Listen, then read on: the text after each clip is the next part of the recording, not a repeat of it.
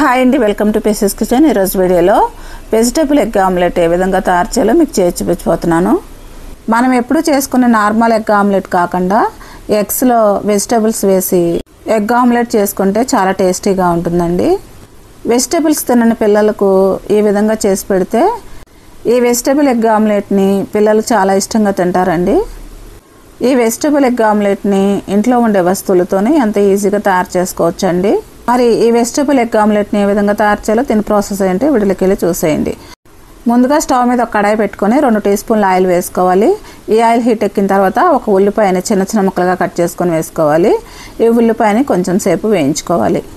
ఇప్పుడు ఈ ఉల్లిపాయ ముక్కలు కొంచెం వేగిన తర్వాత దీంట్లో కట్ చేసిన క్యాబేజ్ ముక్కలు 1/2 కప్పు వరకు వేసుకోవాలి. కట్ చేసిన క్యాప్సికమ్ ముక్కలు 1/2 కప్పు వరకు వేసుకోవాలి. తురిమిన క్యారెట్ 1/2 కప్పు వరకు వేసుకోవాలి. ఇప్పుడు ఈ వెజిటేబుల్స్ అన్నీ కూడా మొత్తం మిక్స్ అయ్యేటట్టు ఒకసారి బాగా కలుపుకోవాలి. ఇప్పుడు దీంట్లోనే 1/2 టీ స్పూన్ సాల్ట్ వేసుకోవాలి. ఈ సాల్ట్ కూడా ఈ వెజిటేబుల్స్లో మొత్తం మిక్స్ అయ్యేటట్టు ఒకసారి బాగా కలుపుకోవాలి.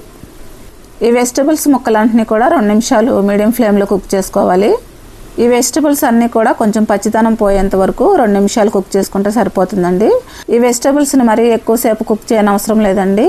ఇప్పుడు ఈ వెజిటేబుల్స్ కుక్ అయినాయండి. ఇప్పుడు స్టవ్ ఆఫ్ చేసేసుకొని ఇప్పుడు ఈ వెజిటేబుల్స్ని పక్కన పెట్టుకొని చల్లారనివ్వాలి. ఇప్పుడు ఒక బౌల్లో 4 ఎగ్స్ తీసుకొని ఒక విస్కర్తో ఈ ఎగ్స్ని బాగా బీట్ చేసుకోవాలి. ఈ ఎగ్స్ని బాగా నురుగొచ్చేంత వరకు బీట్ చేసుకోవాలి. ఇప్పుడు ఈ విధంగా బీట్ చేసుకున్న తర్వాత ఇప్పుడు మనం ముందుగా కుక్ చేసి పెట్టుకున్న వెజిటేబుల్స్ని ఈ ఎగ్ మిక్చర్లో వేసుకోవాలి. ఇప్పుడు దీంట్లో 1/2 టీ స్పూన్ పసుపు, 1 టేబుల్ స్పూన్ కారం, 1/2 టీ స్పూన్ జీలకర్ర పొడి, 1 టీ స్పూన్ ధనియాల పొడి, రుచికి తగినంత సాల్ట్ వేసుకోవాలి. మనం సాల్ట్ వెజిటేబుల్స్ కుక్ చేసుకునేటప్పుడు 1/2 టీ స్పూన్ వేసుకున్నాం కదండి. ఇప్పుడు మరలా సాల్ట్ వేసుకునేటప్పుడు చూసుకొని వేసుకోవాలి. ఇప్పుడు వీటిని అన్నింటినీ కూడా మొత్తం మిక్స్ అయ్యేటట్టు ఒకసారి బాగా కలుపుకోవాలి. ఇప్పుడు ఈ వెజిటేబుల్ ఎగ్ మిక్చర్ని పక్కన పెట్టుకొని ఇప్పుడు స్టవ్ మీద ఒక ప్యాన్ పెట్టుకొని 1 టేబుల్ స్పూన్ ఆయిల్ వేసుకోవాలి. ఈ ఆయిల్ హీట్ ఎక్కిన తర్వాత మనం రెడీ చేసుకున్న వెజిటేబుల్ ఎగ్ మిక్చర్ని ఈ ప్యాన్లో వేసుకోవాలి. ఈ వెజిటేబుల్ ఎగ్ మిక్చర్ని ప్యాన్లో వేసుకున్న తర్వాత ఈ వెజిటేబుల్ ఎగ్ మిక్చర్ని ప్యాన్లో సమానంగా స్ప్రెడ్ చేసుకోవాలి. ఈ వెజిటేబుల్ ఎగ్ మిక్చర్ని ప్యాన్ అంతా సమానంగా స్ప్రెడ్ చేసుకున్న తర్వాత ఈ వెజిటేబుల్ ఆమ్లెట్ మీద మూత పెట్టుకొని 2 నిమిషాలు లో ఫ్లేమ్లో కుక్ చేసుకోవాలి. 2 నిమిషాలు అయిన తర్వాత మూత తీసి ఈ వెజిటేబుల్ ఎగ్ ఆమ్లెట్ని ఒక ప్లేట్లోకి మార్చుకోవాలి.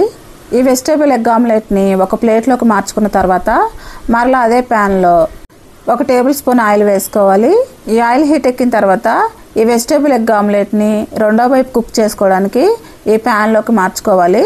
ఇప్పుడు వెజిటేబుల్ ఆమ్లెట్ మీద మూత పెట్టుకొని రెండో వైపు కూడా 2 నిమిషాలు లో ఫ్లేమ్లో కుక్ చేసుకోవాలి. 2 నిమిషాలు కుక్ చేసుకున్న తర్వాత ఇప్పుడు స్టవ్ ఆఫ్ చేసేసుకొని ఈ వెజిటేబుల్ ఎగ్ ఆమ్లెట్ని సర్వ్ చేసుకోవడమేనండి. అంతేనండి, వెజిటేబుల్ ఎగ్ ఆమ్లెట్ రెడీ అయిపోయింది. మరి ఈ వెజిటేబుల్ ఎగ్ ఆమ్లెట్ని ఎంతో ఈజీగా టేస్టీగా తయారు చేయడం చూసారు కదా. ఈ వెజిటేబుల్ ఎగ్ ఆమ్లెట్ని మార్నింగ్ బ్రేక్ఫాస్ట్గా కానీ ఈవినింగ్ స్నాక్గా కానీ తయారు చేసుకొని తీసుకుంటే చాలా టేస్టీగా ఉంటుందండి. మరి ఎంతో టేస్టీగా ఉండే ఈ వెజిటేబుల్ ఎగ్ ఆమ్లెట్ని మీరు కూడా ఇంట్లో ప్రిపేర్ చేసుకుని ఏ విధంగా వచ్చిందో నాకు కామెంట్ చేయండి. నా వీడియోస్ కనుక మీకు నచ్చినట్లయితే ఇప్పుడే సబ్స్క్రైబ్ చేసుకుని బెల్ ఐకాన్ ప్రెస్ చేయండి. మీ ఫ్రెండ్స్కి రిలేటివ్స్కి షేర్ చేయండి. Thanks for watching.